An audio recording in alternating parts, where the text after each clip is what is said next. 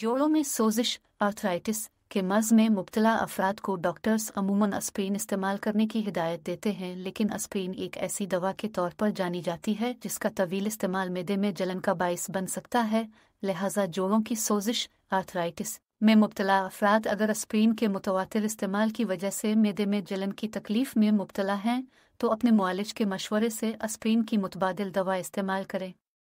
आपका मुआलिज अगर मुतबादिल दवा तजवीज़ करने पर आमादा नहीं है तो इस सिलसिले में आपको चंद एहतियाती तदाबीर इख्तियार करनी होंगी, जैसे कि कभी भी एस्प्रिन का इस्तेमाल खाली पेट में न करें। दवा लेने के 15-30 मिनट तक चित लेटने से गुरेज करें। इसके अलावा अपनी ग़िज़ा में तेज़ मसालों, नमक और शुक्र से भरपूर ग़िज़ाओं का इस्तेमाल कतई न करें, बल्कि हल्की फुल्की सादा मकौवी ग़िज़ाएँ खाएँ। सीने और मैदे में मुतवातिर जलन और बेचैनी से बचने के लिए दिन में 2-3 मरतबा ठंडा दूध पीने, कच्चा नारियल खाने, नारियल का पानी पीने और इलायची छिड़क कर केला खाने से भी मैदे की जलन में कमी की जा सकती है।